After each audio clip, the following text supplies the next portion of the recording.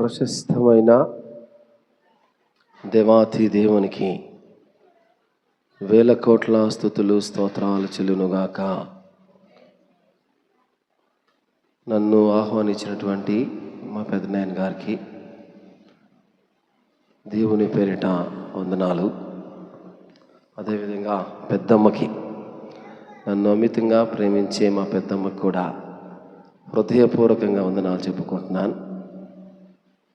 ప్రేమ కలిగిన ఈ బెతెస్దా ప్రార్థనా మందిర సంఘస్థులకు అందరికీ వందనాలు. రైట్. హెబ్రీయులు రాసిన పత్రిక అపోస్తలుడైన పౌలు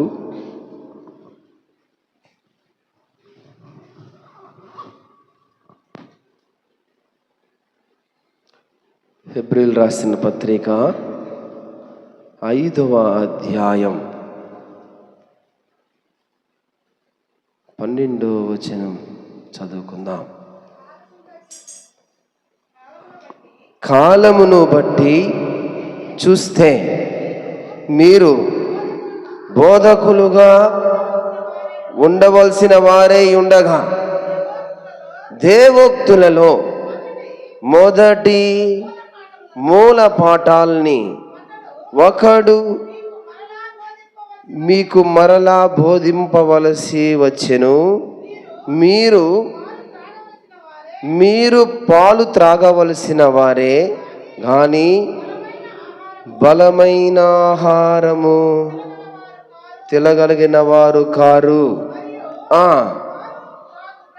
పాలు త్రాగే ప్రతివాడు శిశువే కనుక నీతి వాక్య విషయములో అనుభవం లేనివాడే ఉన్నాడు. చాలు. కళ్ళు మూసుకున్నట్లయితే చిన్న ప్రార్థన చేసుకొని ముందుకు సాగిపోదాం. ప్రేంగల తండ్రి, నీ ఘనమైన శ్రేష్టమైన నీ ఉన్నతమైన నామానికి వేల కోట్ల స్తుతులు స్తోత్రాలు. ఘనుడవు, శ్రేష్ఠుడు, ఉన్నతుడు నైనా, అద్భుత ఆశ్చర్య కార్యాలు చేయడానికి సమర్థుడు నైనా, ఇదిగో ఈ ప్రియ సంఘాన్ని మీరు ప్రేమించి అయ్యా నీ కార్యాలు జరిగిస్తూ వస్తున్న విధమును బట్టి నీకు వందనాలు స్తుతులు స్తోత్రాలు చెల్లించుకుంటున్నాను. నీ దాసుడను నీ పాలేరుని నన్ను జ్ఞాపకం తెచ్చుకో. మాట్లాడుతున్న ప్రతి మాట నీ మాటగా ఉండడానికి సహాయం చేయి. నీ సన్నిధిలో నన్ను కాల్చండి, విరచండి. నీ ముఖ దర్శనమే కనిపిస్తూ మీరు మాట్లాడమని, ప్రార్థన ఆలకించమని ప్రభు నజరేయుడైన యేసుక్రీస్తు వారి నామములో అడిగి వేడుకుంటున్నాను తండ్రి. ఆమేన్. ప్రియమైన దేవుని జనాంగమా, కొద్దిసేపు మీ మొబైల్స్ని సైలెంట్ మోడ్లో పెట్టుకోవాలా, లేకపోతే స్విచ్ ఆఫ్ అన్నా చేసుకోవాలా కదా. సైలెంట్ మోడ్లో నేను ఆల్రెడీ పెట్టేశాను, మీరు కూడా పెట్టండి. ఎవరు తిరగకండి, నా వైపే చూడండి. ఏమి కూడికలు ఇవి? దాని పైన ఒక టైటిల్ పెట్టినాడు పెద్దనాయన. ఏ ఉజ్జీవం? అది చెప్పరే. ఏ ఉజ్జీవం? ఆత్మీయ ఉజ్జీవ సభలు. అవునా? రైట్. క్రైస్తవ విశ్వాసి ఆత్మీయంగా ఎదగాలని దేవుని యొక్క ఉద్దేశం. ఏ ఉద్దేశం? ఆత్మీయంగా క్రైస్తవ విశ్వాసి ఎదగాల. అందుకనే మీరు ఇంకా పాలు తాగవలసిన వారుగానే ఉన్నారు. అంటే ఏం తినాలని? మనం బలమైన ఆహారం తినాలని దేవుడు కోరుకుంటున్నాడు. బలమైన ఆహారం. సరే, చూద్దాం. దేవుడు ఎంత మేరకు నాతో మాట్లాడితే అంత మేరకే మాట్లాడతాను. దేవుడు బోల్డ్ అంత వాక్యాన్ని నేర్పించాడు. రాత్రి అంతా కూర్చొని పెట్టి ఆయన ఎంతవరకు మాట్లాడతాడో. సమయాన్ని మించి నేను మాట్లాడను. ఒకవేళ ఉన్నా కూడా కుదించడానికి ప్రయత్నం చేస్తాను. చూడండి, పుట్టిన శిశువు ఏడుస్తాడు. ఏడవకపోతే ఏం చేస్తారు చెప్పాలా? ఎందుకు కొడతారు? ఏడిస్తే సరిపోద్దా? ఏడవడానికి కోరుతున్నారా, దేనికి కోరుతున్నారా తెలుసా మీకు అది? చాలామందికి తల్లులకు కూడా తెలియదు ఈ విషయం. వాడు పుట్టిన వెంటనే ఏడవాలా, అవునా? ఏడవకపోతే ఏం చేస్తాడు డాక్టర్ గారు? కొడతాడు. ఎందుకని? ఏడిస్తే సరిపోద్దా? ఏడిస్తే సరిపోద్దంటారా? చెప్పాలా? మీరు మాట్లాడితేనే నేను మాట్లాడతా. ఎందుకు కొడతాడు? కారణం ఏంది అమ్మా? ఎందుకు కొడతాడమ్మా? ప్రాణం ఉందా? ఎట్ట తెలుసద్ది ప్రాణం ఉందా లేదని? కొడితే తెలుసద్దా? కొడితే ప్రాణం ఉందా ఎట్ట తెలుసద్ది? ఏడుస్తాడు. చూడండి, వాడికి బ్రీతింగ్ అందదు. ఏమందదు? ఊపిరి అందదు. ప్రియమైన దేవుని బిడ్డలారా, వాడిని కొడతాడు కదా. కొడితే ఏమొద్దోడికి? చాలా సేపు గొక్కబెట్టిన తర్వాత పెద్ద కేక పడుతుంది. రైట్, అయ్యుడు బ్రతికున్నాడు అంటే ఏం పీల్చుకున్నాడు అప్పుడు దాకా? ఊపిరి పీల్చుకున్నాడు. ఏం పీల్చుకున్నాడు? ఊపిరి. చూడండి,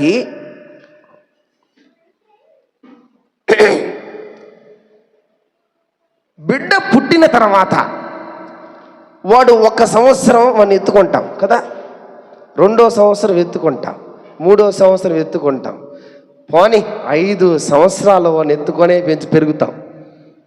నడక రాకపోతే నడిపిస్తాం. నడిపించరా తల్లులు? మీరందరూ ఉన్నారు, మీకు అందరూ తెలియాలా? వాడిని క్రమక్రమేగా చూస్తున్నప్పుడు వాళ్ళలో ఒక ఎదుగుదల కనిపించాలి, అవునా కదా? ఏం ఎదుగుదల కనిపించాలా? వాడు శారీరకంగా ఎదగాల, మానసికంగా ఎదుగుతూ రావాలా, అవునా కదా? 5 సంవత్సరాలు అయిపోయింది, పుట్టినోడు పుట్టినట్టే ఉన్నాడు. 10 సంవత్సరాలు అయిపోయింది, పుట్టినోడు పుట్టినట్టే ఉన్నాడు. 15 సంవత్సరాలు అయిపోయింది, పుట్టినోడు పుట్టినట్టే ఉన్నాడు. 18 సంవత్సరాలు యవన వయసు వచ్చేసింది, పుట్టినోడు ఏమనుకుంటాం? అన్ని పరిచర్యలన్నీ తల్లే చేస్తా ఉంది. బాధపడద్దా? ఖచ్చితంగా బాధపడద్ది. ఖచ్చితంగా ఏడుస్తుంది. ఏడవదా వాడి దగ్గర? నాయనా, నువ్వు ఎట్టుండాలనుకోలేదురా, నువ్వు బాగా ఎదగాలని, నువ్వు అందంగా తీర్చిదిద్దబడాలని, నువ్వు శారీరకంగా, మానసికంగా, ఆర్థికంగా నువ్వు ఎదగాలని, మమ్మల్ని అందరూ నువ్వు పోషించే స్థితికి రావాలని కోరుకున్నావురా. నీ పరిస్థితి బాగాలేదు. ఏడస్తారా? ఏడవరా? ప్రియమైన దేవుని బిడ్డలారా, దేవుడు కూడా విశ్వాసిని అడిగేది ఏం తెలుసా? ఏం చెప్పాలి మీరు? ఇంతక ఒక మాట చదివారా? దేవుడు కూడా విశ్వాసం అడిగేది తెలుసా? పాంప్లెట్లో రాసినాడు పెద్ద ఆయన. ఏంది? ఏం సభలయ్యి? ఆత్మీయ ఉజ్జీవ సభల. క్రైస్తవుడు ఆధ్యాత్మికముగా ఎదగాలని, టు గ్లోరీ స్పిరిచువాలిటీ. ఇదిగో ఆధ్యాత్మికముగా క్రైస్తవుడు ఎదగాలని దేవుడు కోరుకుంటున్నాడు. ఎవరు కోరుకుంటున్నాడు? దేవుడు కోరుకుంటున్నాడు. 1 యోహాను 2వ అధ్యాయం 12 నుంచి 15 వరకు చదవండి. 1 యోహాను 2వ అధ్యాయం 12 నుంచి, చిన్నపిల్లలారా, ఆయన నామమును బట్టి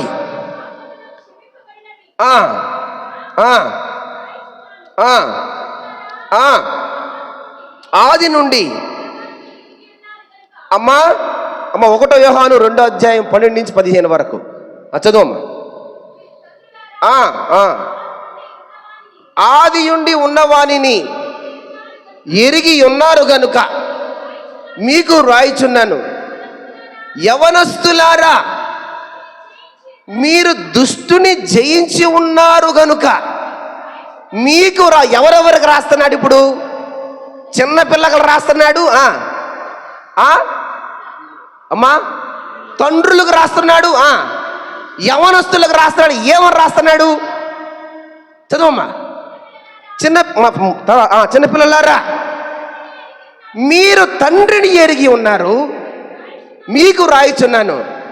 తండ్రులారా, మీరు ఆది నుండి ఉన్నవానిని ఎరిగి ఉన్నారు గనుక మీకు కూడా రాస్తున్నాను. యవనస్తులారా, మీరు బలవంతులు, దేవుని వాక్యము మీ యందు నిలుచుచున్నది, మీరు దుష్టుని జయించున్నారు గనుక మీకు రాయిచున్నాను. అది ఏమి రాస్తున్నాడు ఆయన? ఎవరెవరు రాస్తున్నాడు? చిన్న పిల్లలకు రాస్తున్నాడు, తండ్రులకు రాస్తున్నాడు, యవన బిడ్డలకు రాస్తున్నాడు. ఏమని రాస్తున్నాడు? లోకమునైనను లోకములో ఉన్న వాటినైనను అమ్మా ప్రేమింపకుడి. ఎవడైనను లోకమును ప్రేమించిన ఎడల తండ్రి ప్రేమ వానిలో ఉండదు. ప్రియమైన దేవుని బిడ్డరా, లోకాన్ని మనం ప్రేమించకూడదు. ప్రేమిస్తే ఏముండదంటమ్మా? తండ్రి ప్రేమ లేనివాడు నావాడు కాదు. ఎవరు వాడు? దేవుని వాడు కాదు. ప్రేమ లేనివాడు దేవుడు మన దగ్గర నుంచి కోరుకునేది ఏందో తెలుసా? రోమీయులు రాసిన పత్రిక 12వ అధ్యాయం 2వ వచనంలో ఈ మాట రాస్తున్నాడు. చదవండి టకటక. మీరు ఈ లోక మర్యాదను అనుసరింపక ఉత్తమమును అనుకూలమును సంపూర్ణమునై ఉన్న దేవుని చిత్తమేదో పరీక్షించి తెలుసుకున్నట్లు మీ మనసు మారి నూతన మగుట వలన ఏం పొందాలంట? ఇప్పుడు చెప్పాలా? మనం ఏం పొందాలంట? నేను ఆ మాట కోసం చదివించేదంతా రూపాంతరము పొందాలా. క్రైస్తవుడు రూపాంతరం పొందకుండా ఇట్లాగనే ఉంటే కుదరదు. రూపాంతరం మనం చెందాల్సిందే. రూపాంతర స్థితిలోకి క్రైస్తవుడు రావాల్సిందే. చూడండి, మీకు 7 విషయాలు రూపాంతర విషయాలు చెప్పడానికి వచ్చా. దేవుడు ఎంత మేరకైతే మాట్లాడతాడో టైం మించిపోను, ఎంత మేరకైతే మాట్లాడతాడో అంత మేరకే మాట్లాడి ముగిచేస్తాను. ఓకేనా? రైట్. చూడండి, ఇప్పుడు చెప్పండి. ఇంతాక నేను ఫస్ట్ ఒక మాట చెప్పా.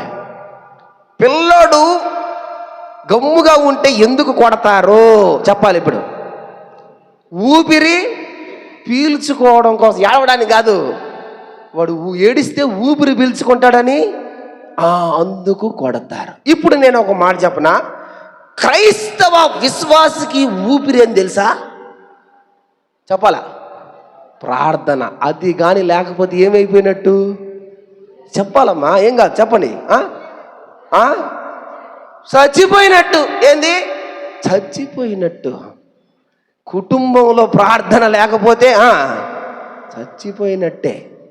అందుకనే అపోస్తుల కార్యం 2వ అధ్యాయం 42వ వచనంలో అంటాడు, మీరు ఎడతెగక ప్రార్థన చేయండి. ఏందంట?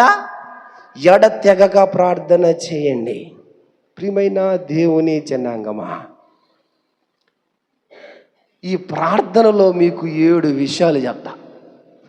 ఈ 7 విషయాలు ధ్యానిస్తే అయిపోద్ది టైం. ఇంకా మీకు ఆధ్యాత్మిక విషయాలు 7 విషయాలు ఏం చెబుదును? అందుకోసమే ఇంట్రొడక్షన్ చెప్పుకుంటూ ముందుకెళ్ళిపోతా. ఓకేనా?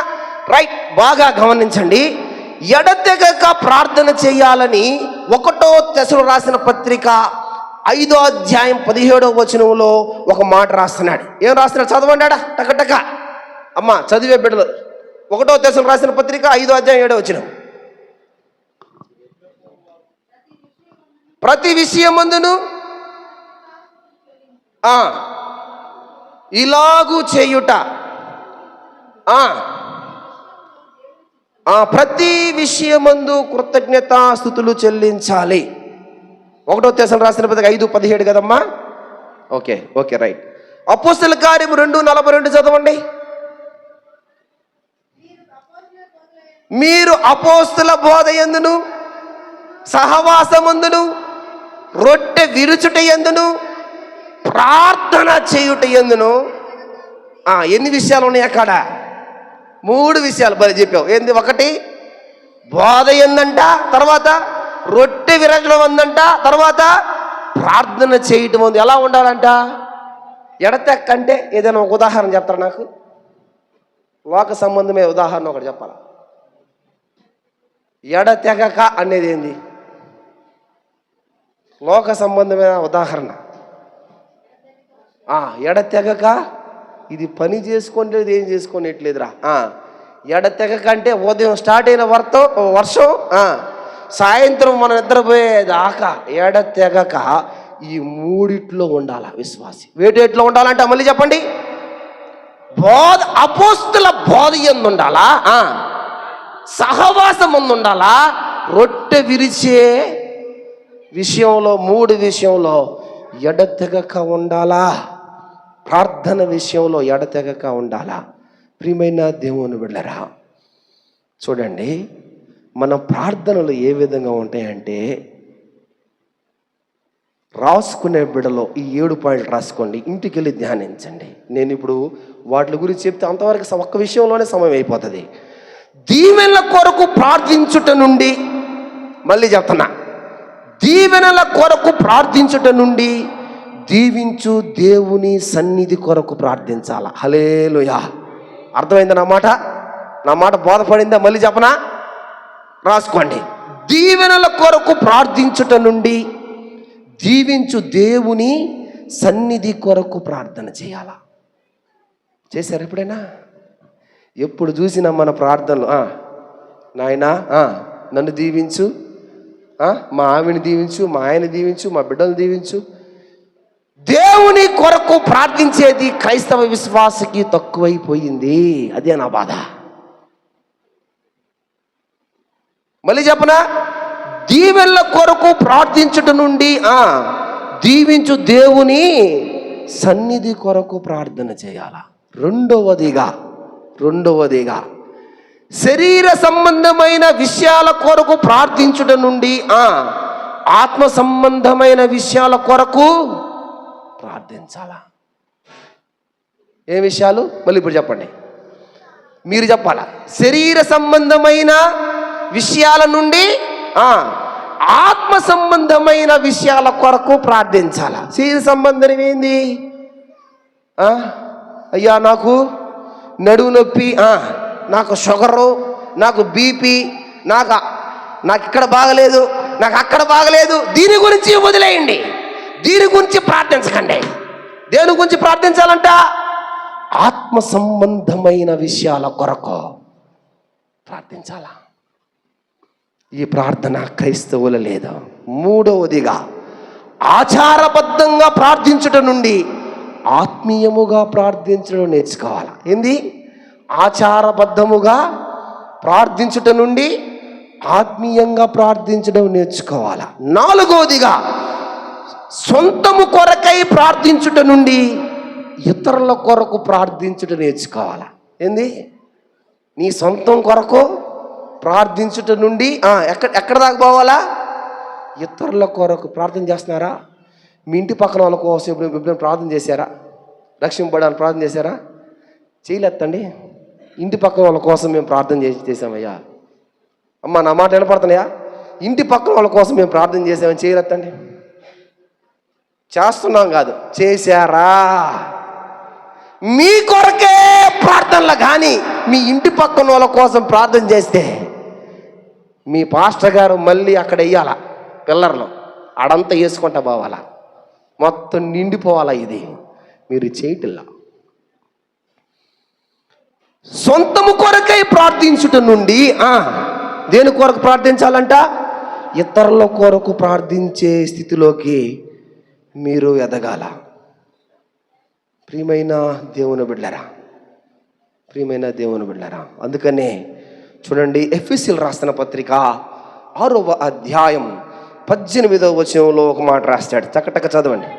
అమ్మా, ఆత్మ వలన ప్రతి సమయమునందును ప్రతి విధమైన ప్రార్థనను విజ్ఞాపనను చేయుచు ఆ విషయమై సమస్త పరిశుద్ధుల నిమిత్తమును పూర్ణమైన పట్టుదలతో విజ్ఞాపన చేయుచు మెలకువగా ఉండుడి. ప్రియమైన దేవుని బిడ్డలారా, ప్రియమైన దేవుని బిడ్డలారా, ఈ మాట చెప్తానంట. ఒక అమ్మాయి ప్రార్థన చేసిందంట, మాస్టర్ గారు నా కోసం మా కోసం ప్రార్థన చేయొద్దన్నాడు, ఇతరుల కొరకు ప్రార్థన చేయమన్నాడని ఒక అమ్మాయి ఇట్ట ప్రార్థన చేసిందంట. అయ్యా మా అమ్మకు మంచి అల్లుడిని అయ్యా అని ప్రార్థన చేసిందంట. ఏమని? అయ్యా మా అమ్మకు మంచి అల్లుడిని అయ్యా, పాస్టర్ గారు అని చెప్పాడయ్యా, ఇతరుల కొరకు ప్రార్థన చేయమన్నాడు, మా కోసం చేసుకోవద్దన్నాడు, మా అమ్మకు మంచి అల్లుడిని అయ్యా అని ప్రార్థన చేసిందంట. మన ప్రార్థనలో ఆ విధంగా ఉండకూడదు. మన ప్రార్థనలు 5వ విషయం, శ్రమల నుండి తప్పించుకొనుటకు ప్రార్థించుట నుండి వాటిని అధిగమించే శక్తి కొరకు ప్రార్థించాలా. ఏంటంట? మళ్ళీ చెప్పనా? వీటి గురించి ధ్యానం చేస్తే ఈరోజు సమయం అయిపోద్ది. నేను వీటి గురించి ధ్యానం చేయటంలా. భక్తి కలిగిన బిడ్డలు రాసుకొని ఇంటి దగ్గర ధ్యానం చేయండి. మళ్ళీ చెప్తున్నా, శ్రమల నుండి తప్పించుకొనుటకై ప్రార్థించుట నుండి వాటిని అధిగమించే శక్తి కొరకు ప్రార్థించాల. 6వ విషయం, మీ చిత్తానుసారముగా ప్రార్థించుట నుండి దైవ చిత్తానుసారముగా ప్రార్థించుట నేర్చుకోవాలా. అర్థమైంది నా భాష? అర్థమవుతుందా? అర్థమవుతుందా భాష? 7వదిగా, మామూలు ప్రార్థన నుండి ఆత్మీయమైన పోరాట ప్రార్థనలు చేయడం నేర్చుకోవాలి. ఏం ప్రార్థన? ఆత్మీయమైన పోరాటం. ఆత్మీయమైన పోరాటం తెలుసా? ఇది కనిపించే మనుషులతో కాదు. ఎవరితో? ఇది దురాత్మ శక్తులతో. ఆత్మీయమైన పోరాటం. ప్రియమైన దేవుని బిడ్డలారా, ప్రియమైన దేవుని బిడ్డలారా, పాలబుడ్డి ప్రార్థనల నుండి పోరాట ప్రార్థనల వరకు. పాలబుడ్డి ప్రార్థన తెలుసా?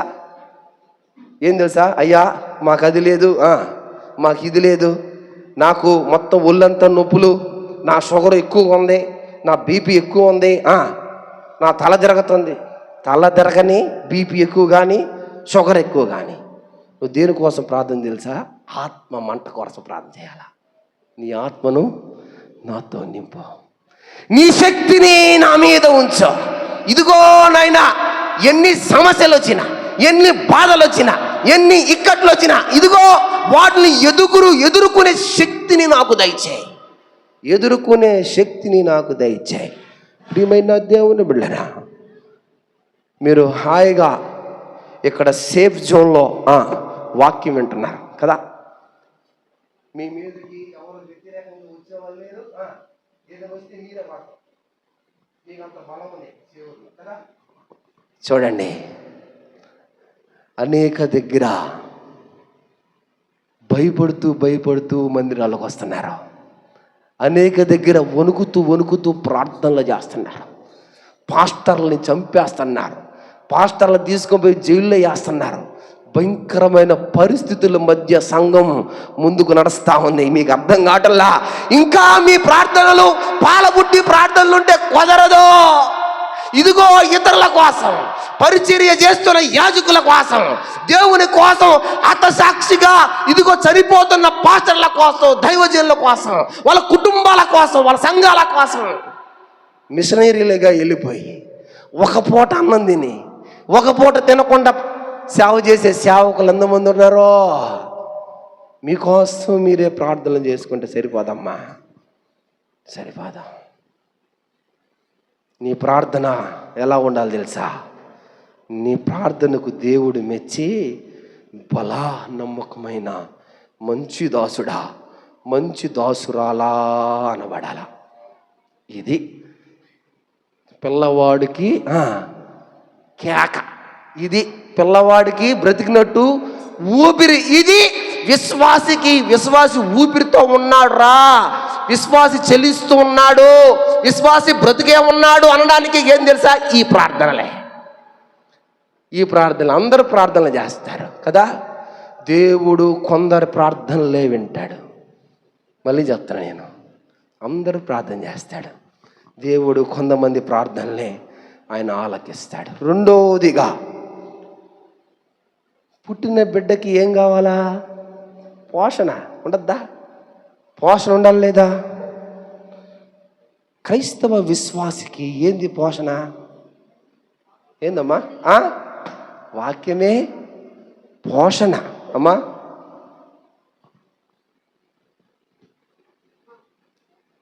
అమ్మా, దప్పికే వేసిన వాళ్ళు మీరు ఒకరు తీస్తే కాదు, మీరు ప్రశాంతంగా ఒక్కొక్కరు పోయి తాగేసి వచ్చి కూర్చోండి. రైట్, కూర్చోండి.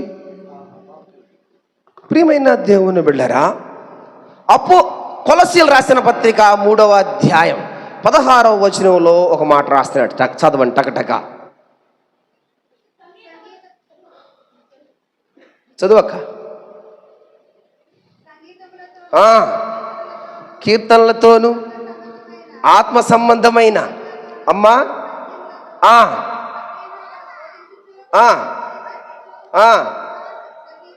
కృపాసహితముగా మీ హృదయములలో దేవుని గురించి గానము చేస్తూ సమస్త విధములైన జ్ఞానముతో క్రీస్తు వాక్యములో సమృద్ధి. దేంట్లో అంట అమ్మా? దేంట్లో సమృద్ధి అంట? క్రీస్తు వాక్యములో సమృద్ధి. ఎవరికిది ఈ సమృద్ధి? మీకే. మీకు మంచి పోషణ అందబడాలంటే ఆదివారం పాస్టర్ గారి దగ్గరికి రావాలా? ఆదివారం మందిరంలో ఉండాలా? ఆదివారం వాక్యాన్ని విని వాక్య ప్రకారం ఇంటికెళ్ళి మీరు ఆరాధించాలా? వాక్య ప్రకారం ప్రార్థన చేయాలా? ఏ రోజైనా మీరు వాక్యం ఏడిమి ఇంటికి పోయి ఈ వాక్యం నిమిత్తం ప్రార్థన చేసిరా? అయ్యా, ఈరోజు అయ్యగారు పాస్టర్ గారు ఈ వాక్యం చెప్పాడయ్యా, ఈ పలానా వాక్యం నా హృదయంలో తాకిందయ్యా, ఇదిగో దాని గురించి నేను నీ దగ్గర మొరపెడుతున్నానయ్యా, నేను ఈరోజు ఈ వాక్యం వల్ల ఇది నేను మార్చుకుంటానయ్యా, ఇది నా ఆత్మీయ స్థితికి ఇది రాయినా, ఇది పోషకం నాయన, నీ ఆత్మీయ స్థితికి ఇది బలమైన ఆహారం నాయన, ఈరోజు నేను బలమైన ఆహారం తిన్నానయ్యా,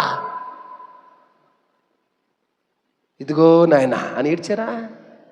ప్రతి ఆదివారం నీతో మాట్లాడతాడు దేవుడు. కాకపోతే నువ్వు దాన్ని తినవు. ఏంది? తినకుండా ఏం చేస్తావయ్యా? గోడ కానుకొని 1, 2, 3 చాలా ఫ్యాన్లు ఉన్నాయి ఇక్కడ, చల్లంగా గాలి తగులుతుంది, గోడ కానుకొని ఏం చేస్తావు నువ్వు? నిద్రపోతావు తప్ప వాక్యం వినవు. మొత్తుకుంటా ఉంటాడు, అమ్మ వినండి అని. వినే సమస్యలే. దేవుని వాక్యమే నీకు ఆహారం. అమ్మా, ఆ పాపని బయటికి తీసుకెళ్ళమ్మా. ప్రియమైన దేవుని బిడ్డరా, అందుకనే చూడండి, పాలు పసిపిల్లలకే కానీ పెద్దవారికి పాలు కాదంట. 1వ పేతురు రాసిన పత్రిక 2వ అధ్యాయం 2వ వచనం. 1 పేతురు 2వ అధ్యాయం 2వ వచనం చదువక్క. సమస్తమైన దుష్టత్వమును అమ్మా, సమస్తమైన కపటమును, వేషధారణను, అసూయలు, సమస్త దూషణ మాటలు మాని కొత్తగా జన్మించిన శిశులను పోలిన వారై నిర్మలమైన వాక్యమును పాల వలన రక్షణ విషయములో ఎదుగు నిమిత్తము ఆ పాలను అపేక్షించండి. ఏం పాలు? బరుపాలా, ఆవు పాలా? ఏం పాలియా? వాక్యం అనే పాలు. ఇవి బరి పాలు కన్నా, ఆవు పాలు కన్నా శ్రేష్టమైన. ఏంది? శ్రేష్టమైన. ఆ పాలు తాగితే మళ్ళీ తాగుతారు, కానీ ఈ పాలు తాగితే ఇంకా తాగబల్లే. ఒక్కసారి తాగితే చాలు. ఒక్కసారి తాగాడు, ఇంక మళ్ళీ వెనుగు తిరిగి చూశాడు అపోస్తలుడైన పౌలు. ఒక్కసారి తాగింది, తాగాడా? ఒక్కసారి తాగాడు, మళ్ళీ వెను తిరిగాడా? జీవితంలో వెను తిరగల. మళ్ళీ దేవుని కోసమే బ్రతికాడు, దేవుని కోసమే జీవించాడు. క్రైస్తవుడు ఈ స్థితిలోకి రావాలని దేవుడు కోరుకుంటాడు. ప్రియమైన దేవుని బిడ్డలారా, ఇదిగో ఘన పదార్థం పరిపక్వత చెందిన విశ్వాసులకే. ఏంది ఘన పదార్థం? పరిపక్వత చెందని విశ్వాసులకి పాలే. ఘన పదార్థం ఎవరికి? పరిపక్వత చెందిన విశ్వాసులకే. చూడండి, హెబ్రీయులకు రాసిన పత్రిక 5వ అధ్యాయం 14వ వచనంలో ఈ మాట రాస్తున్నాడు. టక చదవాలా? హెబ్రీయులకు రాసిన పత్రిక. అమ్మా, మనసు వచ్చిన వారు అభ్యాసము చేత మేలు కీడులను వివేచించుటకు సాధకము చేయబడిన జ్ఞానేంద్రియములు కలిగి ఉన్నారు. చాలు. ఏవి జ్ఞానేంద్రియాలు కలిగి ఉన్నారంటే ఇల్లు? ఏవి జ్ఞానేంద్రియాలమ్మా? వివేచన, తర్వాత సాధకము, జ్ఞానేంద్రియాలు కలిగి ఉన్నారు. అందరికి కలగవి. దేవునితో జీవించేవాడికే, ఆత్మీయమైన వర్తమానాలు ఇంటూ ముందుకు సాగిపోయేవాడికే ప్రతి ఆదివారం ఇదిగో దేవుని దాసులు చెప్పే వాక్యాన్ని ఇంటికెళ్ళి అధ్యాయం చేసే వాళ్ళకే ఈ మనోనేత్రాలు తెరవబడతాయి. లేకపోతే ఎట్లానే ఆగిపోతాయి. ప్రియమైన దేవుని బిడ్డలారా, వాక్యమును మనం వినాలి. చెప్పండి నాతో అందరూ, వాక్యమును వినాలి, వాక్యమును చదవాలి, వాక్యమును అందరూ చెప్పటల్లా, వాక్యమును పఠించాలి, వాక్యమును కంఠస్థ చేయాలి, వాక్యమును ధ్యానించాలి. ఏం చేయాలంట? ధ్యానించాలి. అప్పుడు క్రైస్తవ విశ్వాసికి బలమైన పుష్టి, బలం, శక్తి. ప్రియమైన దేవుని బిడ్డలారా, అదే విధంగా మూడో విషయం వ్యాయామం అవసరం. ఆధ్యాత్మిక జీవితంలో ఏం కావాలా? పిల్లోడికి ఏం చేస్తారా వ్యాయామం చేయడానికి? ఎన్ని నూనెలు పోస్తారండి? పోయిరా, ఆ చేతికి పూసి, ఈ చేతికి పూసి, ఈ కాలుకు పూసి, ఆఖరి ఒక కాలు ఆడ బయటకు వచ్చేస్తుందేమని అనిపిస్తుంది నాకు. లాగి మన స్నానం చేసి పోయిరా, పోస్తారా? పోయిరా. వ్యాయామం. ఇదిగో క్రైస్తవుడికి వ్యాయామం ఏం తెలుసా? మన సాక్ష్యం. ఏంది? మన సాక్ష్యం. మన సాక్ష్యాలు, మన జీవితాలు బాగుండాలా. మనం దేవుని కొరకు సాక్ష్యం చెప్పడానికి కొరకే పిలువబడ్డాం. భూదిగంతముల వరకు సాక్షిగా మనం బ్రతకాలని దేవుడు కోరుకుంటున్నాడు. నీ జీవితమే దేవునికి సాక్షిగా మారిపోవాల్సిందే. దేవునికి ఇవ్వవలసిన కానుక, ఇదిగో దేవునికి ఇవ్వవలసిన కానుక విషయములోనే మనము సాక్ష్యం కలిగి ఉన్నాం. ఇంకా మన జీవితాలు ఎంత మాత్రం దేవునికి సాక్షిగా ఉంటాం? నా మాటలు అర్థమవుతున్నాయా? దేవునికి ఇచ్చే విషయంలోనే మన సాక్ష్యం బాగుంటుందా? ఇంకా దేవునికి మన జీవితాలు ఇస్తామా? పైసా దియం దేవుడి కంటే బయటికి కదా. పైసా దియం. ఉన్నాళ్లే పాస్టర్, ఆయనకి ఎంత వయసు నాకు తెలియదు, కానీ డగ్గ తిరుగుతూ ఉంటాడు దేవుని పని మీద. ఆ హుషారు మాకు లేకపోయా, నిజంగా లేదు. మా పాస్టర్ ఉన్నాళ్ళు, ఆయన చూసుకుంటారు. ఆడేం డబ్బు ఎవరిస్తారు ఆయనకి? ఇంత మీటింగ్ జరుగుతూ ఉంటే దేవునికి సాక్షిగా నువ్వు బ్రతకాలంటే నువ్వు ఇచ్చుట నేర్చుకోవాలా. నువ్వు ఇచ్చుట విషయంలోనే నమ్మకంగా లేకపోతే దేవునికి నీ జీవితాన్ని ఏమిస్తావు? ప్రియమైన దేవుని బిడ్డలారా, మీకు ఒక్క విషయం చెప్పంటారా? అద్భుతమైన విషయం చెప్పంటారా? పుచ్చుకొనుట కంటే ఇచ్చుట మేలు బైబిల్లో ఉందా లేదా? ఉందంటారా? ఉందంటారా లేదంటారమ్మా? సామెత కదా ఇది, ఉంది. అపోస్తుల కార్యం 20:35 చదవద్దులేండి, చదివితే టైం అయిపోద్ది. ఇచ్చుటే జీవితం. 2 కొరింథీయులకు రాసిన పత్రిక 8:9. ప్రియమైన దేవుని బిడ్డలారా, వదిలేమ్మా వదిలే. ఒక రకంగా ఇచ్చుట పొందుట, ఇచ్చుట ఇది కోయుట కొరకే.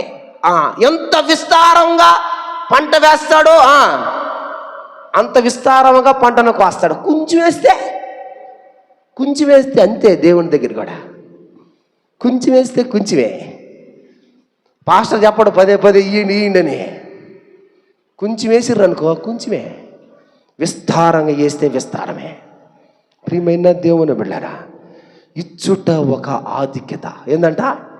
ఇచ్చుట ఒక ఆధిక్యత. దేవునికి మన ధనం అవసరం లేదు. ఇప్పుడు దాకా ఏందయ్యా ఈమని చెప్పి మళ్ళీ ప్లేట్ దీపామని అంటారేమో. దేవునికి మన ధనం అవసరం లేదు. దేవుడికి మనకు అవసరమైతే అసాధారణ రీతిలో ఆయన ఇస్తాడు. మనకు అవసరమైతే ఎట్లా చెప్పమంటారా? చూడండి, మత్తయి సువార్త 17వ అధ్యాయం, మత్తయి సువార్త 17వ అధ్యాయం 24-25 వచనాలు చదవండి అమ్మా. ఆయన కపెర్నహూముకు వచ్చినప్పుడు మాకు ముందు నుంచి చదవాలక్క. 17-24 నుంచి చదవండి.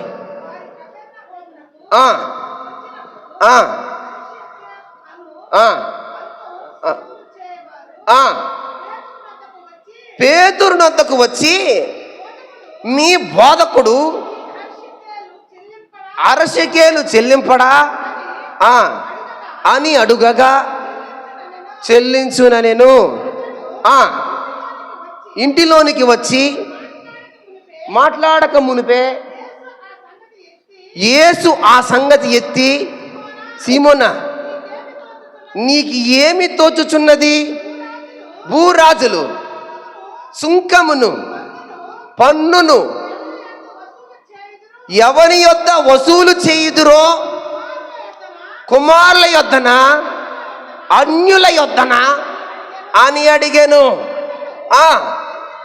అన్యుల యొద్దనే అన్నాడు అని చెప్పగా, యేసు, అలాగైతే కుమారులు స్వతంత్రులే అయినను మనము వారికి అభ్యంతరము కలుగు చేయకున్నట్లు నీవు సముద్రానికి వెళ్ళి గాలము వేసి మొదట పైకి వచ్చు చేపను పట్టుకొని దాని నోరు తెరిచి 1 షెకెలు దొరుకును, దాన్ని తీసుకొని నా కొరకు నీ కొరకు ఇద్దరికో పన్ను కట్టు అన్నాడు. దేంట్లో నుంచి పన్ను వచ్చింది ఆయనకి? దేంట్లో నుంచి ఆయనకి డబ్బులు వచ్చినాయి? చేపలోంచి డబ్బులు వచ్చినాయి. ఆయనకే డబ్బులు అవసరమైతే చేపలన్నీ బయటపడమంటే సముద్రంలో చేపలన్నీ బయటపడతాయి. మీ డబ్బు అవసరం లే ఆయనకి. మళ్ళీ చెప్తున్నా ఈ మాట, మీ డబ్బు అవసరం లేదు ఆయనకి.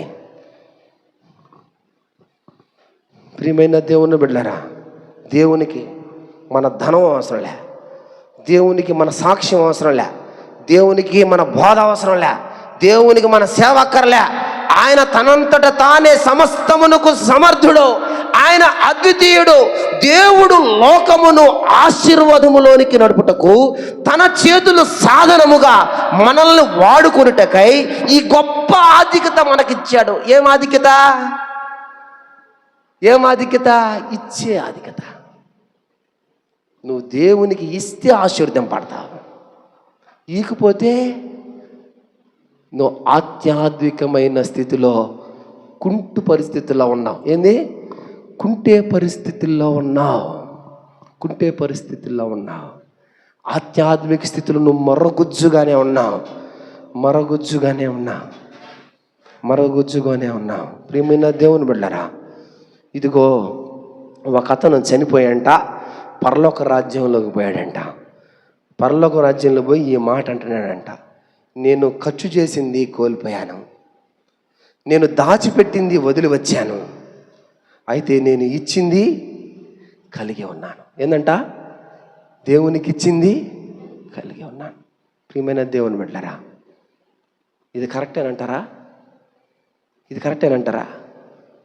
బైబిల్లో అనేక రకాలుగా దేవునికి కానుక మనవి రాయబడింది. ధారాళముగా ఇవ్వాలంట. ఎలా ఇవ్వాలా?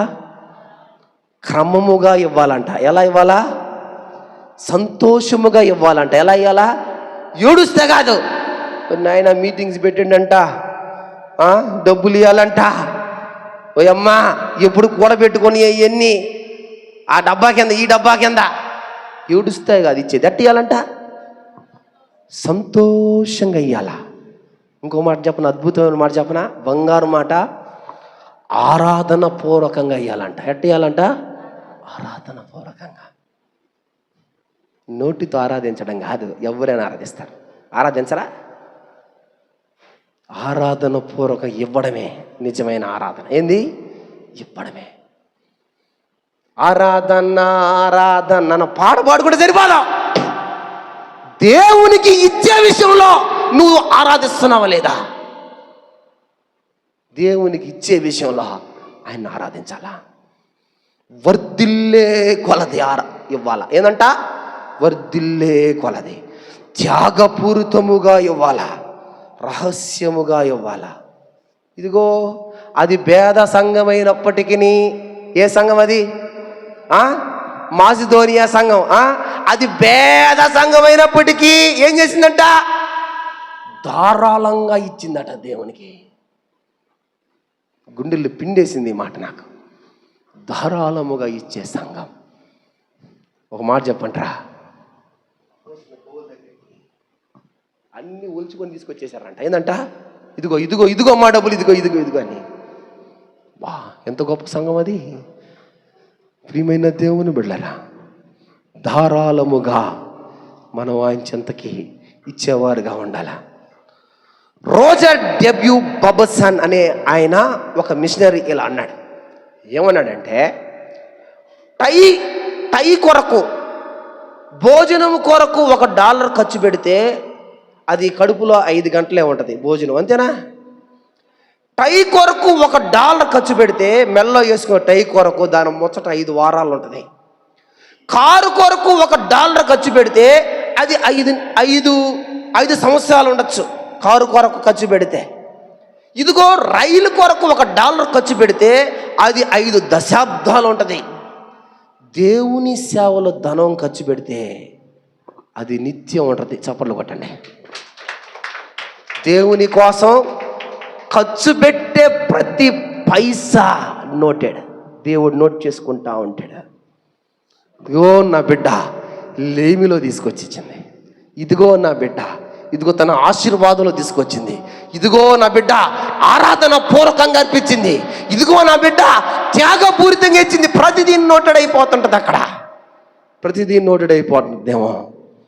ఇదిగో మీరు ఎంతవరకు దేవునికి ఉపయోగపడుతున్నారో, మీ యాజకుడు ఉపయోగపడుతున్నాడో నాకు తెలియదు, కానీ మీరు ఉపయోగపడకపోతే అది కూడా నోటెడ్ అవద్ది. ఇది గుర్తుపెట్టుకోండి.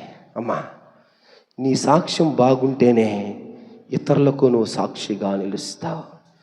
దేవునికి ఇవ్వడంలో నీ అడుగు ముందు ఆగిపోతే ఏమాగిపోయినట్లు అమ్మా? నీ ఎదుగుదల ఆగిపోయినట్లు. ఎందుకు సాధద్దమ్మా? అమ్మ ఇట్ట నూనె పూసి సాధద్ది దేనికి? ఎదగడానికి. ఎదుగుదల ఆగిపోద్ది. నీ ఎదుగుదలకు రహస్యం ఏం చెప్పంటారా? ఇవ్వడమే. అంత మించి రహస్యం లేదు. ప్రియమైన దేవుని బిడ్డలారా, దేవుని కోసం ఇవ్వడం అనేది అది ధన్యత. 4వ విషయం అయిపోయినాయి, ఇంకా చాలా విషయాలు ఉన్నాయి, చెప్పలేని టైం అయిపోతుంది. ఇదొక్క విషయం చెప్పి నేను ముగిచేస్తాను. క్రొత్తగా పుట్టిన బిడ్డకు దుస్తులు అవసరం. ఏమవసరం? దుస్తులు అవసరమా లేదా? దుస్తులు లేకపోతే ఏమైపోద్దా? అందరూ వాడిని వచ్చి సిగ్గు తీస్తారు. తీస్తారా? తీరండి, ఖచ్చితంగా తీస్తారు. విశ్వాసికి కూడా దుస్తులు ఉన్నాయి. ఏం దుస్తులా? పట్టుచీరలా? ఏం దుస్తులమ్మా? దుస్తులు ఉన్నాయి విశ్వాసికి. ఏం దుస్తులు ఉన్నాయి చెప్పనా? బైబిల్ గ్రంథంలో సాధారణ వస్త్రము, సార్థక వస్త్రం అని 2 రకాల వస్త్రాలు ఉన్నాయి. ఏం వస్త్రాలు ఉన్నాయి? సాధారణ వస్త్రాలు, సార్థక వస్త్రాలు. సాధారణ వస్త్రాలు 8. ఎన్ని? బాగా గుర్తుపెట్టుకోవాలా. సాధారణ వస్త్రాలు. సార్థక వస్త్రాలు 13. ఎన్ని? 13 ఉన్నాయి. ప్రియమైన దేవుని బిడ్డలారా, ఇదిగో అవి మీకు తెలియపరచబడాలి అంటే ప్రశస్త వస్త్రం ఒకటి, తర్వాత బందీ గృహ వస్త్రం ఒకటి, పెళ్లి వస్త్రము, ఒంటి రోమముల వస్త్రము, ఊదా రంగు వస్త్రము, సన్నన నార వస్త్రము, ప్రకాశమైన వస్త్రము, పై వస్త్రము. ఇవి వచ్చి సాధారణ వస్త్రాలు. ఏంది? సాధారణ వస్త్రాలు. సార్థక వస్త్రాలు 13 ఉన్నాయి. ప్రతిష్ట వస్త్రము చెప్తారా ఎవరైనా? ఒకటి మీరెవరైనా ఒకరు చెప్తారా? నీతి వస్త్రము, సంతోష వస్త్రము, దుఃఖ వస్త్రము, రక్తవర్ణ వస్త్రము, తెల్లని వస్త్రము, ప్రతిదండన వస్త్రము, ఉల్లాస వస్త్రము, స్తుతి వస్త్రము, రక్షణ వస్త్రము, శోభిత వస్త్రము, దీన మనస్సు అనే వస్త్రాలు ఉన్నాయి. నేనంటాను, క్రైస్తవ విశ్వాసికి 3 వస్త్రాలు కంపల్సరీ. ఏ వస్త్రాలు? 3 వస్త్రాలు ఖచ్చితంగా ఉండాలా. లేకపోతే మనం కూడా సిగ్గుపడతాం. అందరూ వచ్చి ఎగతాళి చేస్తారు మనల్ని. ఎగతాళి చేయరు? ఖచ్చితంగా ఎగతాళి చేస్తారు. ఇది కంటికి కనిపించని వస్త్రం ఒకటి ఉంది. దీన్ని దేవుడు ఆత్మీయంగా అలా దాచిపెట్టేశాడు. ఆ వస్త్రాన్ని గురించి మీతో నేను మాట్లాడతాను. లూకా సువార్త 24వ అధ్యాయం 49వ వచనంలో ఒక మాట రాస్తున్నాడు. చదవండి, టక చదవాలా. లూకా సువార్త 24:49. ఇదిగో నా తండ్రి వాగ్దానము చేసినది మీ మీదకి పంపుచున్నాను, మీరు పైనుండి శక్తి పొందు వరకు. అమ్మా దేంట్లో అంట? పట్టణములో నిలిచి ఉండండి. ఏం వస్త్రం ఇది? ఎక్కడి నుంచి వచ్చిందండి ఈ వస్త్రం? పైనుంచి దేవుడు ఏం పంపిస్తాడు? మళ్ళీ చదవాలన్నమాట. అక్క చదువు. పై నుండి శక్తిని పంపిస్తున్నాను. ఇదిగో ప్రియమైన దేవుని బిడ్డలారా, ఈ పై నుంచి వచ్చిన శక్తి మనల్ని ఆవరిస్తుంది. ఏందంట? మనల్ని ఆవరిస్తుంది. ప్రియమైన దేవుని బిడ్డలారా, ఇది ఆత్మీయమైన శక్తి. ఏంది? ఆత్మశక్తి, ఆత్మీయమైన శక్తి, ఆత్మీయమైన వస్త్రం. ఇది కంటికి కనిపించదు. దీన్ని జాగ్రత్తగా ధ్యానం చేయాలా, దీన్ని జాగ్రత్తగా పొందుకోవాలా. అన్నీ చదవడానికి కూడా కనిపిస్తున్నాయి కానీ ఇది కనిపించదు. కనిపిస్తుంది. అది జాగ్రత్తగా చదువు. దీపాన్ని ఒకసారి చదువుదాన్ని గట్టిగా. ఇదిగో నా తండ్రి వాగ్దానము చేసినది. అది ఎక్కడ పంపిస్తున్నాడంట? మన మీదకి పంపిస్తున్నాడంట. మన మీదకి. యాడ్ నుంచి? తల కాడ్నుంచి అరికాళ్ళు దాకా నిండిపోద్ది ఆ శక్తి. హల్లెలూయా, హల్లెలూయా. ఆ శక్తి కానీ నువ్వు కానీ నింపుకుంటే చాలు, జీవితం బాగుపడిపోయినట్లే. ఆత్మీయమైన శక్తి. రెండవదిగా ఆత్మీయమైన వస్త్రం మొదటిది. రెండవది వినయ వస్త్రం. ఏంటంటే ఇది వినయ వస్త్రం. 1 పేతురు 5వ అధ్యాయం 5వ వచనం చదవండి. 1 పేతురు 5వ అధ్యాయం 5వ వచనం. పెద్దలకు లోబడి ఉండండి.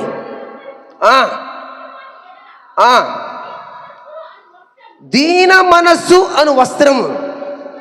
ఏం వస్త్రం అంటే ఇది? దీన మనస్సు. ఎవరికి ఉండాలమ్మా? ఎవరికి ఉండాలి దీన మనస్సు అనేది? ప్రతి క్రైస్తవుడికి దీన మనస్సు అవసరం. మన ప్రవీణ్ అన్న భార్య ఒక మాట చెప్పింది, చనిపోయిన ప్రవీణ్ పాస్టర్ గారి భార్య. ఏం చెప్పింది ఆమె? వదిలేయండి, పోనీయండి, చంపితే చంపినారులే, పోనీయండి. ప్రియమైన దేవుని వెళ్ళరా, దేవుడు చెప్పలేదా మిమ్మల్ని నేను పొట్టేలు మిమ్మల్ని నేను ఎక్కడ పంపిస్తున్నానంట? తోడేళ్ళ మధ్యకి మిమ్మల్ని నేను పంపిస్తున్నాను, అవి మిమ్మల్ని చీల్చేస్తాయి, అవి మిమ్మల్ని చంపతాయి. చెప్పలేదు దేవుడు? చెప్పలేదా? వినయముతో అలా ఉండిపోయినారు ఆ కుటుంబం. తిరిగి ఏమీ జవాబు ఎత్తలా. అన్న చనిపోయినప్పుడు నేను పోయి ఆడికి పోతే వాళ్ళ కుమార్తె ఆ సమాధి ఆ పెట్టి దగ్గర నిలబడి పాట పాడుతూ ఉంది, దేవుణ్ణి స్తుతిస్తూ ఉంది. ఎంత గొప్ప కుటుంబం, వినయముతో నిండిపోయింది ఆ బిడ్డ. ప్రియమైన దేవుని వెళ్ళారా, ప్రియమైన దేవుని వెళ్ళారా, క్రైస్తవుడికి నీతి వస్త్రం చాలా అవసరం. ఏంది? నీతి లేని బ్రతికెందుకు? మందిరానికి వస్తా, మందిరంలో జీవిస్తా, నీతిగా బ్రతకపోతే ఏం లాభం? మందిరానికి వస్తా, పక్కింటోడు దొంగతనం చేస్తే ఏ లాభం? ఉపయోగం ఏమైనా? పక్కనోడు తీసుకుని ఇంట్లో పెట్టుకుంటే ఉపయోగమేనా? ఎవరు చూడలేదని అటు చదువుకొని ఇటు పెట్టుకొని పోతే ఉపయోగమేనా? నీతిగా బ్రతకడం క్రైస్తవుడికి అవసరం. అంతే, నీతిగా క్రైస్తవుడు బ్రతకాల్సిందే. ఆఖరిగా ఒక మాట చెప్పి నేను ముగించేస్తాను, టైం అయిపోయింది. 4 విషయాలు చెప్పాను, ముగించేస్తా. ఇంకా 3 విషయాలు ఉన్నాయి, దేవుని చిత్తం అయితే మళ్ళీ పంచుకుంటాను. చూడండి, లూకా సువార్త 7వ అధ్యాయం 36 నుంచి 50 వరకు చదవండి. లూకా సువార్త, అమ్మా లూకా సువార్త 7వ అధ్యాయం బాగా వినండి.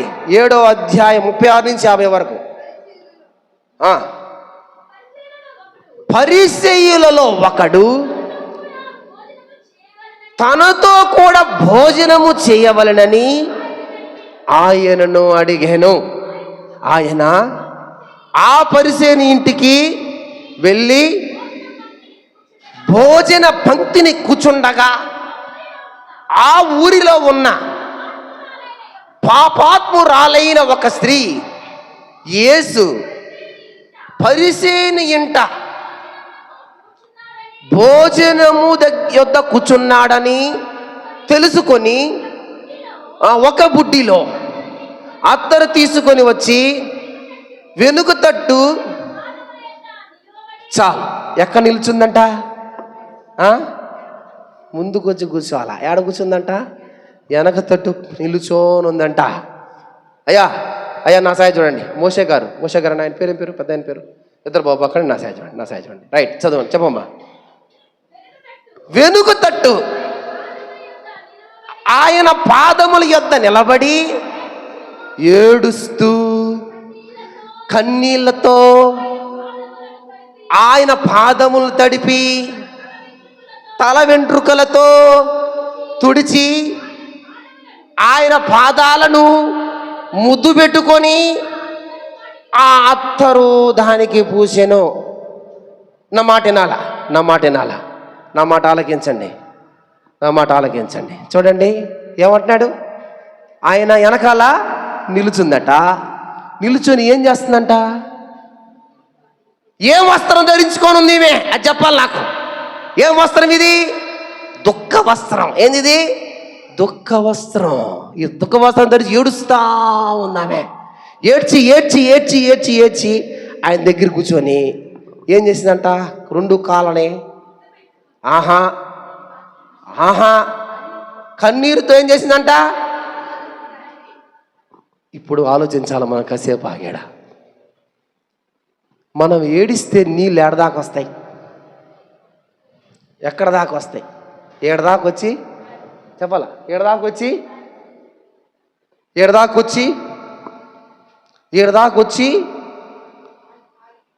ఆగిపోతాయి. 2 కాళ్ళు తడవాలంటే ఎన్ని నీళ్ళు కావాలా అమ్మా? మనం ఉదాహరణ, మన ఇంటికి బంధువులు వచ్చారమ్మా, కాళ్ళు చేతులు గడుక్కోమని ఏమిస్తాం వాళ్ళకి? 2 కాళ్ళు తడవాలంటే ఎన్ని నీళ్ళు కావాలా? మోషే గారు చెప్పండి. 2 చెంబులు కావాలా? 2 చెంబులు కావాలా? ఇప్పుడు 2 కాళ్ళనంట కన్నీటితో కడిగిందంట. ఎన్ని నీళ్లు కావాలా? కన్నీళ్ళు. ఇదేమైనా మామూలుగా చేదుకుని బావిలో నీళ్ళ కాళ్ళలో పోసుకోవడానికా? కన్నీళ్లతో పాదాలు మొత్తం కడిగిందట. ఎంతసేపు ఏడ్చిందో, ఎంతసేపు దుఃఖ వస్త్రాన్ని ధరించిందో, ఎంతసేపు ఏడ్చిందో, ఎంతగా ఏడ్చిందంటే పాదాలు 2 కడగబడేంత దాకా ఏడ్చిందట. పాదాలు 2 కడగబడేదాకా. మనం ఏడిస్తే బొట్ట నీళ్ళు దడవదు. ఏం దడవదు? బొట్ట నీళ్ళు కూడా దడపలేము. 2 కాళ్ళు కడిగే అంతగా కన్నీరు గార్చిందంటే ఎన్ని నీళ్లు పడ్డాయో. మొత్తం కాళ్ళు కన్నీళ్ళతో కడిగి ఏం చేసిందంట? తల వెంట్రుకలు. ఏందంట? స్త్రీలు ఎక్కువగా ఇష్టపడేది వీటిని వెంట్రుకల్నే. ఆ వెంట్రుకలు తీసుకు ఏం చేసిందంటమ్మా? శుభ్రంగా తుడిచిందట. తుడిచి ఏం చేసిందా? ఏం చేసిందంట? పాదాల దగ్గర పడి నుదుటిని ఆనిచ్చి కాలకే ముద్దు పెట్టుకొని విలువైన అత్తరు తీసుకొని శుభ్రంగా కడిగిందట. ప్రియమైన దేవుని వెళ్ళారా, నేను ఇలా అనుకుంటున్నా, దేవుడు ఆ ఇంట్లో ఒక పరిసర ఇంట్లో కూర్చొని ఉన్నాడు భోజనానికి. ఆయన కూర్చున్న సింహాసనం చైరు చాలా గొప్పగా అయి ఉండొచ్చు. లోపల ఇంటీరియర్ డిజైనింగ్ చాలా కాస్ట్లీ అయి ఉండొచ్చు. ఆయన తినే ప్లేటు భోజనం చాలా కాస్ట్ అయి ఉండొచ్చు. అయినా కూడా దేవుడు వాటిలో బయట చూడటంలా. ఆమె కన్నీటి సాయత వస్తూ ఉన్నాడు. ఆమె వేసుకుంది దుఃఖ వస్త్రం, కన్నీటి వస్త్రం, నా సాయత వస్తూ ఉన్నాడు. కరిగిపోయాడు ఆయన. ఏమైపోయాడు? విశ్వాసి. నేను ఒక మాట చెప్పనా, దేవుడు నిన్ను చూసి కరిగిపోవాలంటే నువ్వు ధరించాల్సిన వస్త్రం ఏందో తెలుసా? దుఃఖ వస్త్రం. ఇది దేవుని మనసును సైతం మార్చేదా? నినివే పట్టణ ప్రజలు 3 రోజులు ఏడ్చారు బూడిద పోసుకొని. నాశనం చేస్తా అన్న ఆయన నాశనం చేశాడా? హిజ్కియా, అయ్యా నాకు మరణం ఇవ్వకయ్యా అని గోడ తట్టు మొహం తిప్పుకొని ఏడ్చాడు. 15 సంవత్సరాలు ఆయుష్ పెరిగింది. ఇదిగో ఈమె పాపాత్మురాలే, ఈమె మంచిది కాదు, మీ వ్యక్తిగత స్వభావం చెడ్డదే. ఇదిగో దేవుని దగ్గరకు వచ్చి మొహం చూపించలేక వెనకాల నిలబడి ఏడుస్తా ఉంటే మళ్ళీ మెల్లగా కూర్చొని ఆయన పాదాలన్నీ నీటితో కడిగేసింది. చూస్తా ఉన్నాడు, ఏందిరా ఈమె? చుట్టూ తీసుకొని పాదాలన్నీ తుడిచింది. ఆ దగ్గర ఏమీ లేదు పాపం. ముద్దు పెట్టుకుంది, అత్తరతో మళ్ళీ పాదాలనే శుభ్రం చేసింది. నా కన్నీళ్ళతో ఆ పాదాలు మళ్ళీ అయిపోయి ఉంటాయి ఏమోనయ్యా. అత్తర వాస్తా ఏం పోసిందంట? ఆయన అంటున్నాడు, అమ్మా చదవండి 50 వచనం చదవండి. చదవండి 50 వచనం చదవండి. అందుకైన నీ విశ్వాసము నిన్ను రక్షించింది, సమాధానము కలిగిన దానిపై వెళ్ళుమని ఆ స్త్రీతో చెప్పాను. ఏమన్నాడు? అమ్మా నీ విశ్వాసం నిన్నే రక్షించిందమ్మా, నువ్వు సమాధానం కలిగిదని వెళ్ళిపో. గమ్ము వెళ్ళిపోయింది అంతే. ఇంకా వందనాలు చెప్పయ్యా, రైట్ అయ్యా.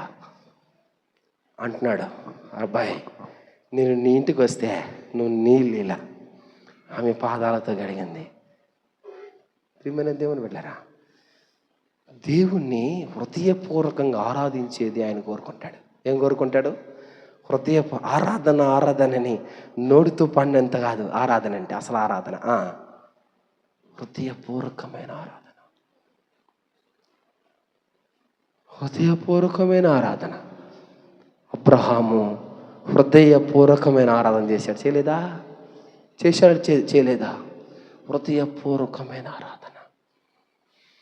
కుమారుణ్ణి బలి ఇచ్చే ఆరాధన.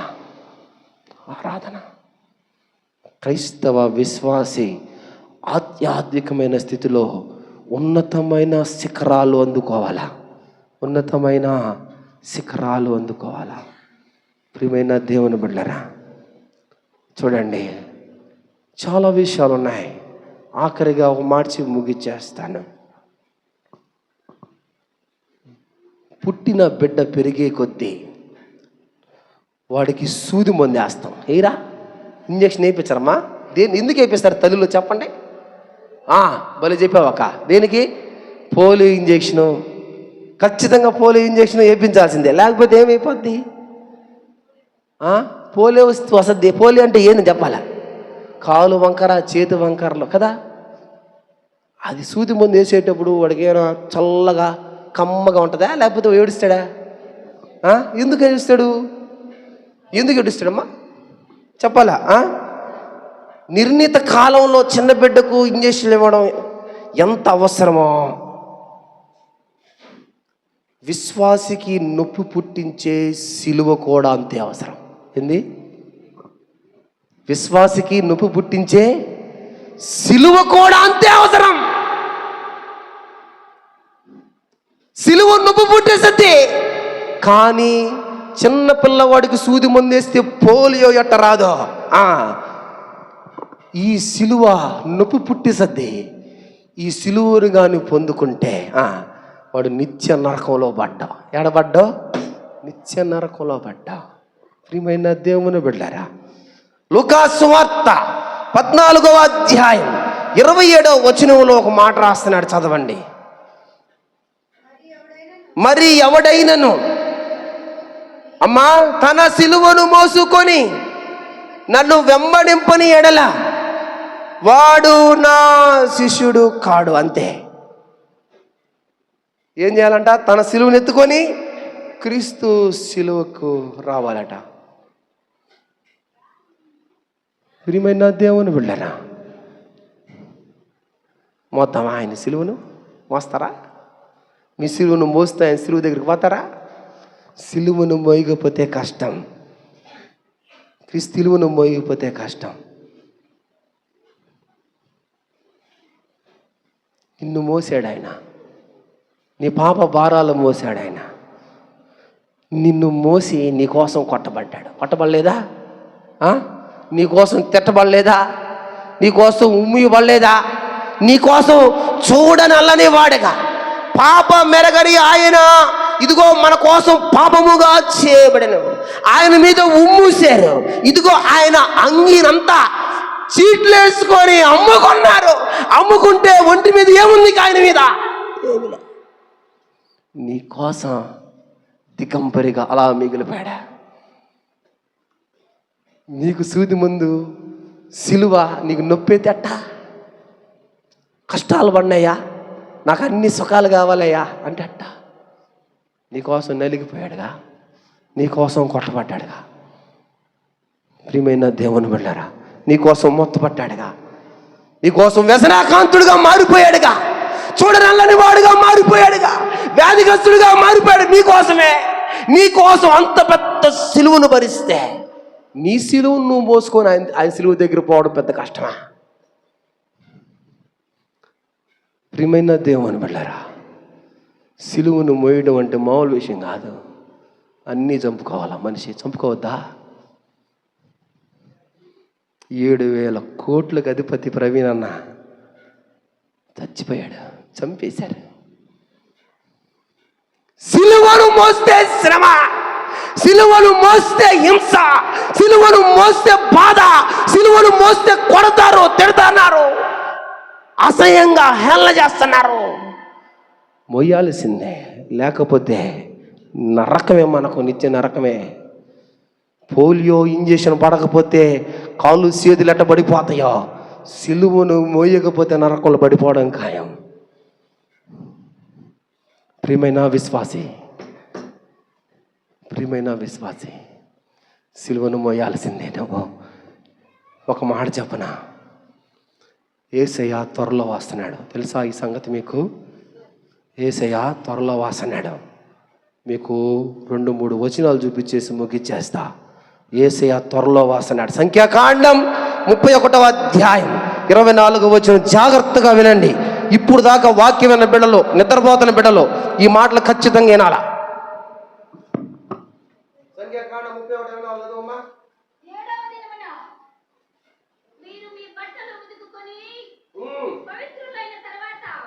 ఏడవ దినమున మీరు మీ బట్టలు ఉతుక్కొని పవిత్రులైన తర్వాత పాలెములోనికి రావచ్చు. ఎన్నో రోజంటమ్మా? అందరు చెప్పాలా, ఎన్నో రోజంట? 7వ దినమున మీరు మీ బట్టలు ఉతుకుకొని, అక్క లేపండి, అక్క నిద్రపోతుంది, మంచి నిద్రలో ఉంది అక్క. అక్క నా సైడ్ చూడండి, నా సైడ్ చూడండి.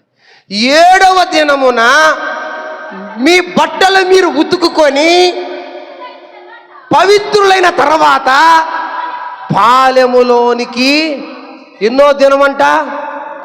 7వ దినం. దేవునికి ఒక దినము ఎన్ని వేలతో సమానం? నిజమేనా ఈ మాట? బైబిల్లో ఉందంటారా? ఒక్క దినంతో సమానం.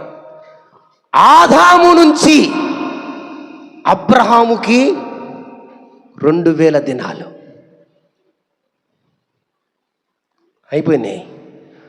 అబ్రహాము నుంచి క్రీస్తుకు 2000 దినాలు అయిపోయినాయి. క్రీస్తు నుండి 2000 దినాలు అయిపోయినాయి. ఇది 2025, అంటే 7వ రోజులో ఉన్నాం. ఏ రోజులో ఉన్నాం? 7వ రోజు. అయిపోయినాయి 6000 దినాలు క్లోజ్. ఇది 7వ దినం. అందుకని అంటున్నాడు చూడండి, నిర్గమకాండం 19వ అధ్యాయం 10 నుంచి 11 వరకు చదవండి. నిర్గమకాండం 19వ అధ్యాయం. మోషేతో నీవు ప్రజల యొద్దకు వెళ్ళి నేడును రేపును వారిని పరిశుద్ధపరచుము, వారు తమ బట్టలు ఉతుకుకొని 3వ నాటికి, ఏందంటమ్మా, ఎన్నో రోజంట? 3వ రోజుకి సిద్ధముగా ఉండవలెను. నేడు రేపు ఏం చేయాలంట?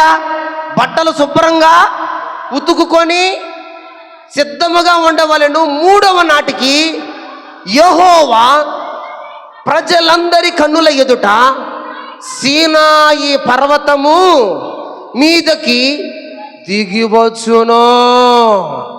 ఎన్నో రోజంట? ఇది ఎన్నో రోజు? ఇది 2 దినాలు అయిపోయినాయి. యేసుక్రీస్తు వారు వచ్చి 2000 సంవత్సరాలు, ఒక దినం వచ్చి 1000 సంవత్సరాలు, 2000 సంవత్సరాలు, 2 దినాలు అయిపోయినాయి. ఇది ఎన్నో రోజు? ఇది 3వ రోజులో ఉన్నాం. అందుకనే శ్రమలో సంఘానికి, అందుకనే పాస్టర్లకు శ్రమలో, అందుకనే పాస్టర్లను కొడుతున్నారు, అందుకనే పాస్టర్ల మీదకి వస్తున్నారు. 3వ రోజు ఇది. దేవుడు వచ్చే రోజు ఆసన్నమైపోయింది, ఆసన్నమైపోయింది. మీకు ఇంకా ఇంకోటి చూపించమంటారా? హోషేయ 6వ అధ్యాయం 2వ వచనం చూడండి. 2 దినములైన తర్వాత ఆయన మళ్ళీ బ్రతికించును, మనం ఆయన సముఖమందు బ్రతుకున్నట్లు 3వ దినమున. ఇది ఎన్నో దినం? ఇది 2 దినాలు అయిపోయినాయి. 2000 సంవత్సరాలు అయిపోయినాయి. స్టార్ట్ అవుతుంది రాకడ. రెడీగా ఉండండి. ఎలా ఉండాలి? మీరు రెడీగా ఉండండి. రెడీగా ఉండకపోతే విడిచిపెట్టబడతాం. రెడీగా ఉండకపోతే సంఘంలో నువ్వు ఒక్కదానివి మిగిలిపోతావేమో. నీ కుటుంబంలో నువ్వు ఒక్కదానివే మిగిలిపోతావేమో. రెడీగా ఉండకపోతే కష్టం. ఆయన త్వరగా వచ్చేస్తా ఉన్నాడు. ఆయన రాకడ ఆసనమైపోయింది. ప్రియమైన దేవుని బిడ్డలారా, నా యజమానుడవు నీవేనని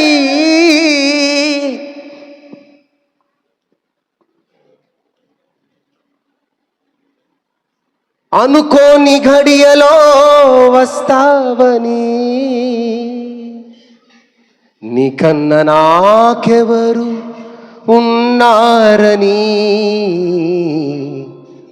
నీ సాక్షిగా నేను బ్రతకాలని. రిధం పెంట కొట్టే అతను లేడయా?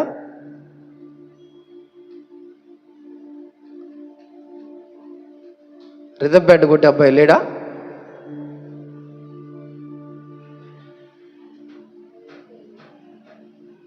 నా యజమానుడవు నీవేనని అనుకోని ఘడియలో వస్తావని, నా యజమానుడవు నీవేనని అనుకోని ఘడియలో వస్తావని, నీకన్నా నాకెవరు ఉన్నారని, నీ సాక్షిగా నేను బ్రతకాలని.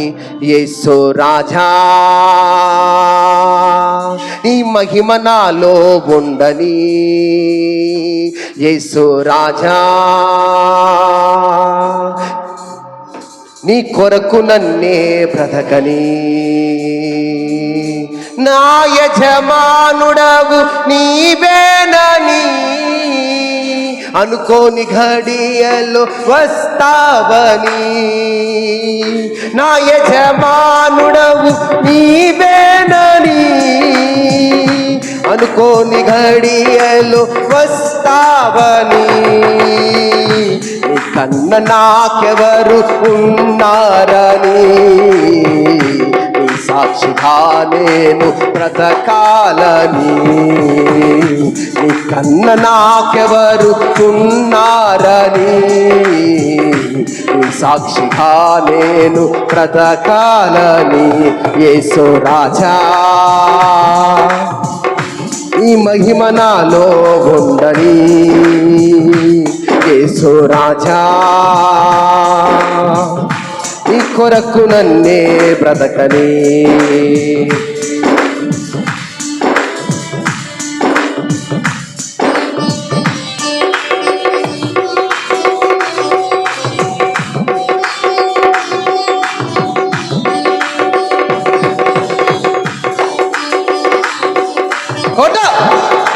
కొట్టాలి గట్టిగా.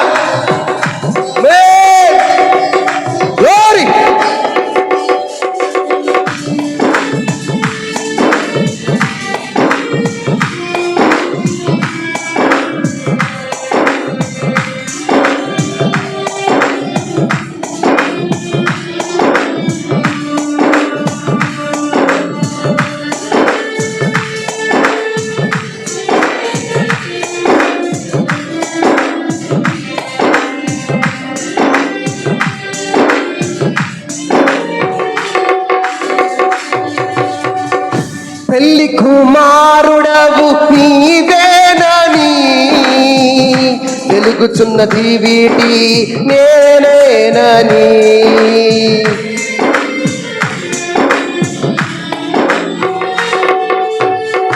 పెళ్లి కుమారుడవు నీవేనని వెలుగుచున్నది వీటి నేనేనని, కలంకమేలేని కన్యకనై ప్రియుడా నీలో చేరాలని, కలంకమేలేని కన్యకనై ప్రియుడా ప్రియుడా నీలో చేరాలని, నీ కన్న నాకెవరు ఉన్నారని, నీ సాక్షిగా నేను బ్రతకాలని, నీ కన్న నాకెవరు ఉన్నారని, సాక్షిగా నేను బ్రతకాలని.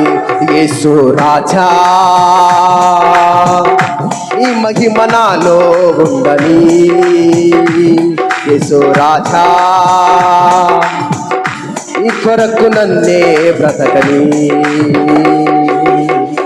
ఏ స్థితిలో నేనుండినా ఆ స్థితిలో నీతో గడపాలని, ఏ స్థితిలో నేనుండినా ఆ స్థితిలో నీతో గడపాలని, నీ కన్నా నాకెవరు ఉన్నారని, నీ సాక్షిగా నేను బ్రతకాలని, నీ కన్నా నాకెవరు ఉన్నారని, నీ సాక్షిగా నేను బ్రతకాలని. యేసు రాజా